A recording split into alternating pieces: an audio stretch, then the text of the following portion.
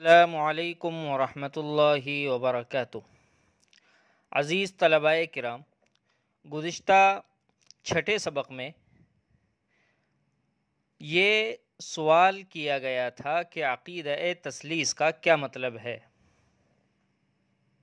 چونکہ کسی تکنیکی خرابی کی وجہ سے وہ ویڈیو ناقص رہا، اس لیے آج کے اس ویڈیو کے اندر کوشش کی جائے گی کہ عقیدہ تثلیث کو ہم سمجھ سکیں۔ عقیدہ تثلیث کا مطلب ہوتا ہے تین خداؤں کا تصور۔ عیسائی علماء اور عیسائی پادری اس سلسلے میں مختلف باتیں کہتے ہیں جو عقل سے بالکل ہٹ کر ہیں، پیچیدہ ہے۔ وہ عیسائی علماء کے مختلف اقوال کیا ہیں، آپ اسے بغور سماعت کریں، انشاءاللہ عقیدہ تثلیث سے متعلق وضاحت اچھی طرح سے ہو جائے گی انشاءاللہ۔ عیسائی علماء کہتے ہیں کہ عقیدہ تثلیث کا مطلب ہے باپ خدا ہے، بیٹا خدا ہے اور روح القدس خدا ہے۔ اس کے باوجود خدا نہیں بلکہ ایک خدا ہے۔ یہ تینوں ہستیاں ہمیشہ سے ساتھ چلی آ رہی ہیں، تینوں ایک دوسرے کے ہم رتبہ ہیں، تینوں ہی غیر مخلوق اور قادر مطلق ہیں۔ دیگر بعض عیسائی علماء وہ کہتے ہیں کہ تین خداؤں سے مطلب باپ، بیٹا اور کنواری مریم، یہ تین اقنوم اور اقانیم ہیں، یعنی اصل اور بنیادیں ہیں جن کا مجموعہ خدا ہے۔ پھر عیسائی علماء کے مابین ان تینوں میں ہر خدا کی انفرادی حیثیت کے بارے میں بھی شدید اختلاف ہے۔ مثلا وہ کہتے ہیں کہ ان تین میں سے ہر ایک بذات خود ویسا ہی خدا ہے جیسا مجموعہ خدا، یا ان تین میں سے ہر ایک خدا ہے مگر مجموعہ خدا سے کمتر ہے، یا کہتے ہیں یہ تین الگ الگ خدا نہیں ہیں، خدا تو صرف ان کا مجموعہ ہے۔ اور دیگر بعض عیسائی علماء عقیدہ تثلیث کو یعنی تین خداؤں کے تصور کو ان الفاظ میں بیان کرتے ہیں، سماعت فرمائیں۔ وہ کہتے ہیں کہ باپ، بیٹے اور روح القدس کی الوہیت ایک ہی ہے، یا کہتے ہیں جلال برابر عظمت ازلی یکساں ہیں۔ جلال برابر ہے یعنی باپ، بیٹا اور روح القدس جن کو یہ تینوں کو خدا مانتے ہیں، ان کا جلال، ان کی عظمت، یہ سب یکساں اور برابر ہے، اور عظمت ازلی یہ بھی ان کی یکساں ہیں۔ یا کہتے ہیں جیسا باپ ہے ویسا ہی بیٹا اور ویسا ہی روح القدس ہے۔ یا پھر کہتے ہیں کہ باپ غیر مخلوق ہے، بیٹا غیر مخلوق ہے اور روح القدس بھی غیر مخلوق ہے۔ یا کہتے ہیں کہ باپ غیر محدود، بیٹا غیر محدود اور روح القدس بھی غیر محدود۔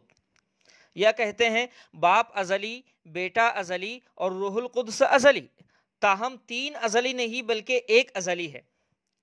ان کے اس قول پر ذرا غور کریں، کتنی عجیب سی بات ہے، باپ ازلی، بیٹا ازلی اور روح القدس ازلی، لیکن پھر کہتے ہیں کہ تینوں ازلی نہیں بلکہ ایک ازلی ہے۔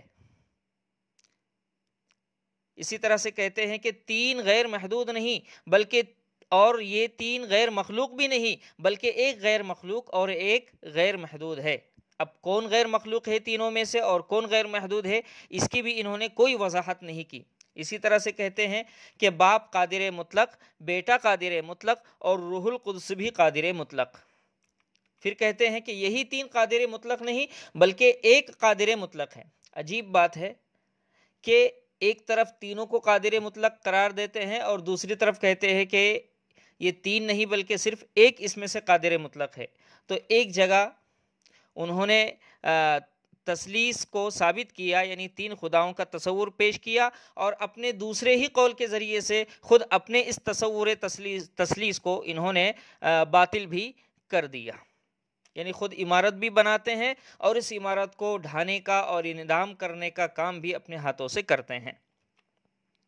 پھر کہتے ہیں کہ باپ خدا، بیٹا خدا، روح القدس خدا ہے، بس یہی تین خدا نہیں بلکہ ایک خدا ہے۔ عجیب قسم کی پہیلی ہے جو کبھی حل نہیں ہو سکتی۔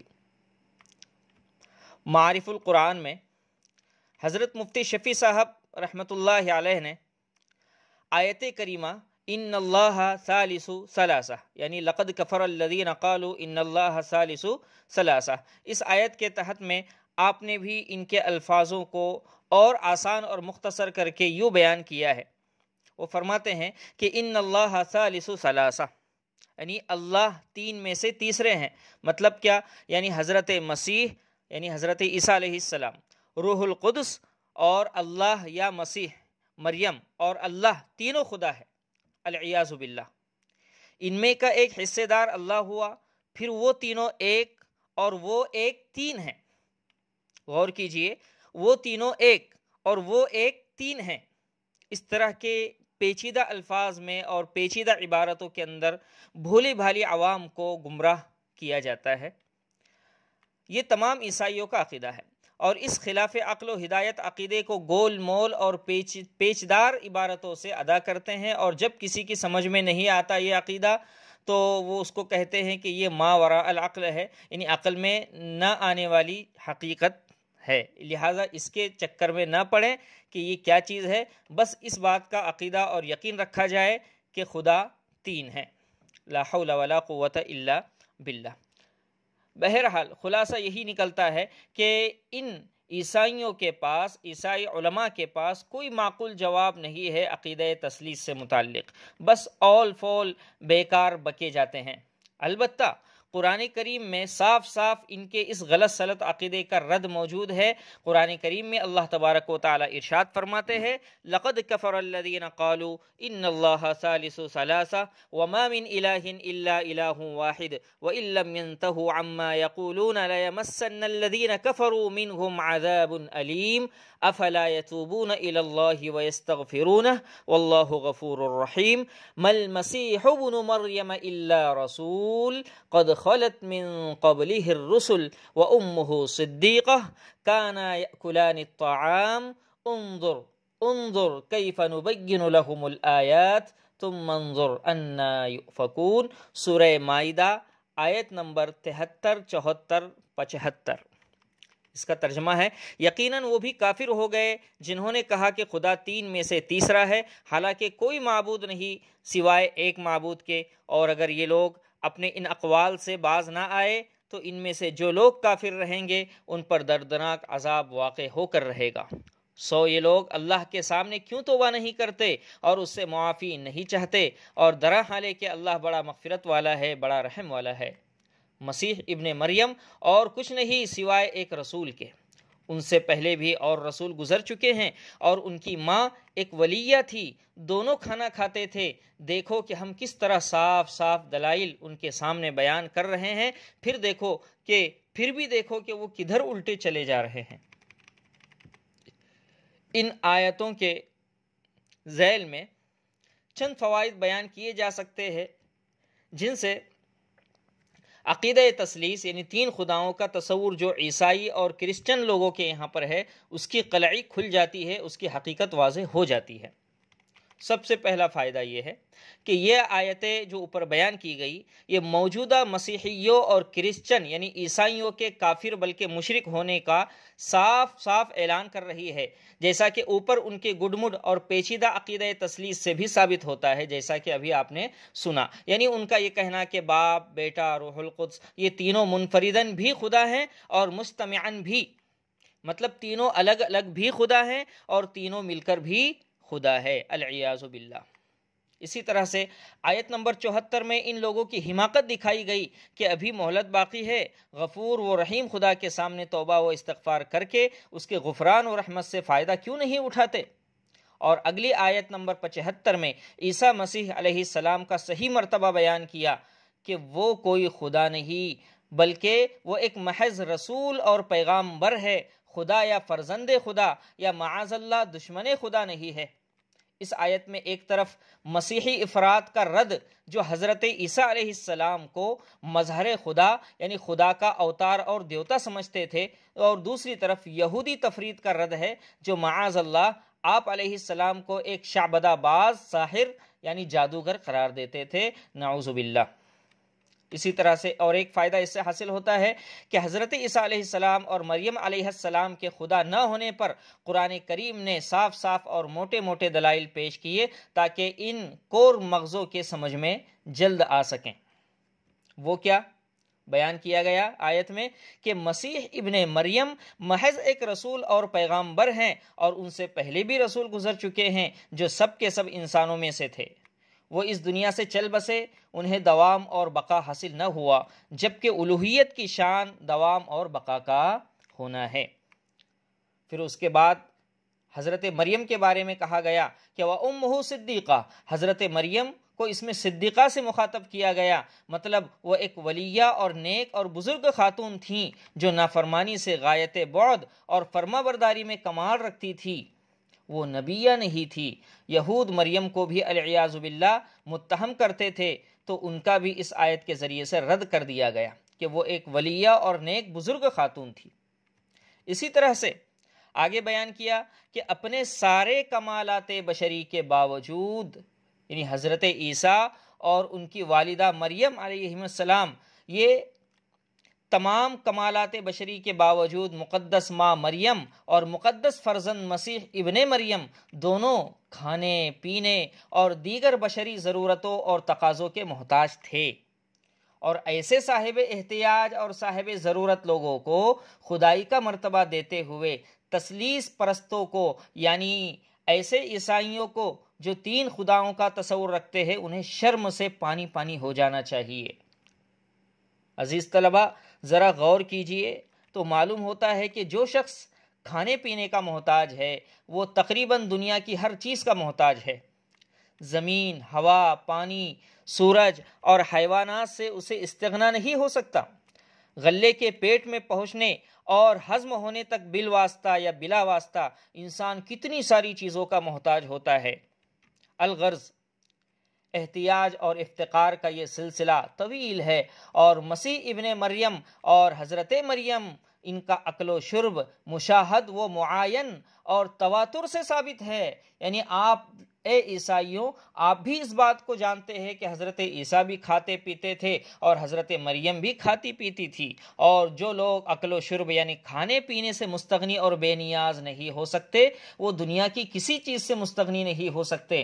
بھلا جو ذات تمام انسانوں کی طرح اپنی بقا میں عالم اسباب سے مستغنی نہ ہو، وہ خدا کیوں کر بن سکتی ہے؟ پتہ چلا کہ اکل و شرب یعنی کھانا پینا یہ الوہیت اور خدائی کے منافی ہے، اگرچہ نہ کھانا بھی کوئی الوہیت کی دلیل نہیں، ورنہ سارے فرشتے خدا بن جائے معاذ اللہ۔ اسی طرح سے اس آیت کریمہ کے اندر اللہ پاک نے آخر میں انا یؤفکون کہہ کر ان کو اور ایک پیغام دیا کہ اے عقیدہ تثلیث کی خرافات میں پڑے ہوئے لوگو، تم کہتے ہو کہ خدا ہونے میں 3 اقنوم، اصل اور بنیاد، یہ برابر کے شریک ہیں، ایک ایک پورا، اور باقی دونوں اپنی اپنی جگہ جزوی حصے دار ہے۔ یہ ان کا قول ہے، عیسائی علماء کا۔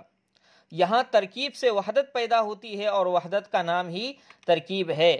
اقنوم وجود باپ ہے، اقنوم حیات بیٹا، اور اقنوم علم روح القدس ہے، وغیرہ۔ اس طرح کی فضول اور بکواس باتیں کر کے تم اپنے عقیدے کو اور بھولے بھالے عوام الناس کے عقیدے کو خراب کرنے کی کوشش کرتے ہو۔ اس کے برعکس قرآن مجید کہتا ہے کہ ایک طرف میرے صاف، سادہ اور ہر شخص کی سمجھ میں آ جانے والے بیان توحید کو دیکھو، اور دوسری طرف الفاظ و اصطلاحات کے اس گورکھ دھندے پر نظر کرو کہ ان کے اتنے سارے اقوال بیان کیے گئے، لیکن ایک قول بھی کسی کے سمجھ میں نہیں آتا، اور آخر میں ان کے ان اقوال کو ما وراء العقل کہہ دیا جاتا ہے کہ یہ عقل میں نہیں آ سکتے، العیاذ باللہ۔ امام رازی رحمۃ اللہ علیہ نے سچ کہا ہے کہ ایسے لغو محمل عقیدے شاید دنیا کے پردے پر کسی اور قوم کے نہ ہوں گے۔ موجودہ مسیحی اقوام کے عقائد اور رسوم کثرت سے مصری، یونانی اور رومی شرک ہی کی صدائے باز گشت ہیں، اور بس۔ عزیز دوستو، ساتھ ہی ایک اور آیت کریمہ سنتے چلے۔ ارشاد خداوندی ہے، یا اہل الکتاب لا تغلو فی دینکم ولا تقولوا علی اللہ الا الحق انما المسیح عیسی ابن مریم رسول اللہ وکلمتہ القاها الی مریم وروح منہ فآمنوا باللہ ورسولہ ولا تقولوا ثلاثہ انتہوا خیرا لکم انما اللہ الہ واحد سبحانہ ان یکون لہ ولد لہ ما فی السماوات وما فی الارض وکفى باللہ وکیلا۔ سورہ نساء کی آیت نمبر 171 ہے۔ اس کا مطلب ہے کہ اے اہل کتاب، اپنے دین میں غلو نہ کرو اور اللہ کے بارے میں کوئی بات حق کے سوا نہ کہو۔ مسیح عیسیٰ ابن مریم تو بس اللہ کے ایک پیغمبر ہیں اور اس کا کلمہ ہے جسے اللہ نے پہنچا دیا تھا مریم تک، اور ایک جان ہے اس کی طرف سے۔ بس اللہ اور اس کے پیغمبروں پر ایمان لاؤ اور یہ مت کہو کہ خدا تین ہے، اس سے باز آ جاؤ۔ اے عیسائیو، اس سے باز آ جاؤ، تمہارے حق میں یہی بہتر ہے۔ اللہ تو بس ایک ہی معبود ہے، وہ پاک ہے اس سے کہ اس کے بیٹا ہو، اسی کا ہے جو کچھ آسمانوں اور زمین میں ہے، اور اللہ ہی کارساز ہونے کے لیے کافی ہے، یعنی مددگار ہونے کے لیے کافی ہے۔ عزیزو، اس آیت میں کافر و مشرک عیسائیوں کے گورکھ دھندے کو بیان کیا گیا اور صاف اعلان کر دیا گیا کہ انما اللہ الہ واحد، کہ اس جملے میں عقیدہ توحید بمقابلہ عقیدہ تثلیث کو بیان کیا کہ اللہ تعالیٰ کی ذات واحد ہے ہر اعتبار سے، اپنے ہر معنی میں۔ نہ وہ ایک تین میں تقسیم ہے، نہ وہ ایک اپنے کو تین شکلوں میں ظاہر کرنے والا ہے، نہ تری مورتی کی کوئی قسم بھی اس میں صحیح ہو سکتی ہے۔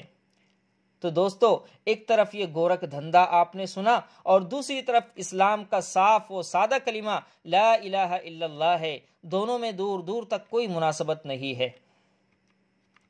اس واسطے عیسائی دنیا کو اس بات پر اب یقین کر لینا چاہیے اور ایمان لا لینا چاہیے کہ عبادت کے لائق صرف اور صرف ایک ذات ہے، اور وہ ہے خدائے پاک وحدہ لا شریک لہ۔